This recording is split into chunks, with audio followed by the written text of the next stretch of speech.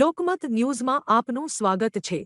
વડોદરા શહેરમાં ફરી એકવાર બોમ્બ ધમકીથી ચકચાર મચી ગઈ છે। શાળાઓને મળેલી ધમકીઓ બાદ હવે કોર્ટને નિશાન બનાવાતા પોલીસ તંત્ર સતર્ક બની ગયું છે। સંસ્કારી નગરીમાં છેલ્લા 2 દિવસથી બોમ્બ ધમકીઓનો સિલસિલો યથાવત રહ્યો છે। જાણીતી શાળાઓને ધમકીભર્યા ઈમેલ મળ્યા બાદ હવે મંગળવારે સવારે દિવાળીપુરા સ્થિત વડોદરા જિલ્લા અદાલતને બોમ્બથી ઉડાવી દેવાની ધમકી મળતા પોલીસ તંત્ર દોડતું થયું હતું। માહિતી મુજબ અજાણ્યા વ્યક્તિ દ્વારા ઈમેલ મારફતે કોર્ટ પરિસરને નિશાન બનાવવાની ચેતવણી આપવામાં આવી હતી। ધમકીની જાણ થતાં જ પોલીસ અધિકારીઓ, બોમ્બ ડિસ્પોઝલ સ્ક્વોડ અને ડોગ સ્ક્વોડની ટીમો તાત્કાલિક ઘટના સ્થળે પહોંચી ગઈ હતી। સાવચેતીના ભાગરૂપે કોર્ટનો મુખ્ય પ્રવેશદ્વાર તાત્કાલિક બંધ કરવામાં આવ્યો હતો અને સામાન્ય લોકોની અવરજવર રોકી દેવામાં આવી હતી। કોર્ટ પરિસરમાં આવનજાવન કરતા લોકોની તલાશી લેવામાં આવી રહી છે તેમજ દરેક ખૂણાની સઘન તપાસ હાથ ધરવામાં આવી છે। અકોટા પોલીસ સ્ટેશનના પીઆઈએ જણાવ્યું હતું કે ઈમેલ દ્વારા મળેલી ધમકી અંગે ગંભીરતાથી કાર્યવાહી કરવામાં આવી રહી છે। સુરક્ષાને પ્રાથમિકતા આપી કોર્ટ પરિસરની ચકાસણી ચાલુ છે। પોલીસ દ્વારા ઈમેલનો સ્ત્રોત શોધવા ટેકનિકલ ટીમને કામે લગાડવામાં આવી છે।